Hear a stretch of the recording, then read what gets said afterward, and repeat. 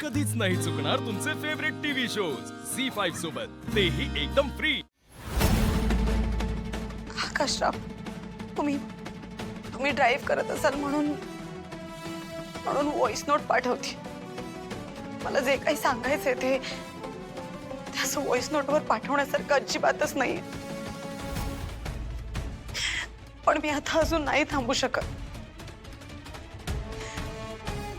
मला माहिती आहे मी जे काही सांगणार आहे त्यामुळे तुम्हाला खूप मोठा धक्का बसेल। आपल्या दोघांमध्ये कदाचित थोड्या दिवसांचा अबोला नाही तर कायमचा दुरावा येईल। पण सत्य कळणं तुमचा हक्क आहे आकाशराव। आपल्या लग्नाआधी मी विधवा नव्हते। माझा घटस्फोट झाला होता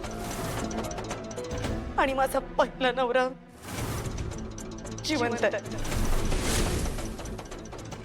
पण आईंच्या प्रेशर खाली येऊन माझे आई बाबा खोटं बोलून बसले आणि त्यांनी स्पष्ट शब्दात सांगितलं होतं की एक वेळ मला विधवा सून चालेल पण डिवोर्सची मुलगी नकोय। आणि मलाही गप्प राहावं लागेल। आज हे सगळं खरं सांगण्याचं कारण म्हणजे विशाखा भालेकर। आकाशराव, त्यांना माझ्या भूतकाळाबद्दल सगळं माहिती आहे। त्या दिसतात तशा अजिबात नाहीयेत। आपल्या कुटुंबाला घेऊन त्यांचे खूप भयानक इंटेन्शन्स आहेत।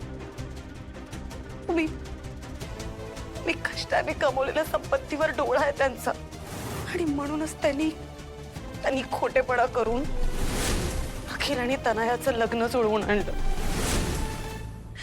आकाशराव, लग्नाचे जे दागिने चोरीला गेले होते ना ते खरं तर त्यांच्याकडेच आहेत आणि तुम्हाला फसवून अजून 50 लाखांचे दागिने त्यांना मिळायचे होते म्हणून त्यांनी हे कारस्थान केलं। आकाशराव, माझ्याकडून खूप मोठी चूक झाली। गेले कितीतरी दिवस मनावर मोठं ओझं घेऊन फिरत होते हो आणि विशाखा मॅम याचाच फायदा घेत होत्या। मी गप्प राहावं म्हणून मला ब्लॅकमेल करत होत्या। पण मी त्यांना तुम्हाला असं फसवताना नाही बघू शकत आणि म्हणूनच आज सगळं खरं सांगते। ते सगळं ऐकल्यानंतर तुम्ही माझ्यावर चिडलात तरी बेहत्तर, पण तुम्हाला सत्य कळणं हा तुमचा हक्क आहे। हे सांगायला उशीर केल्याबद्दल आणि सगळ्याच गोष्टीबद्दल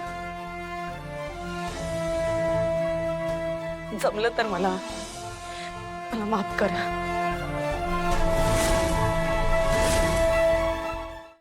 झी5 ॲप डाउनलोड करा आणि पहा सर्व एपिसोड्स एकदम फ्री।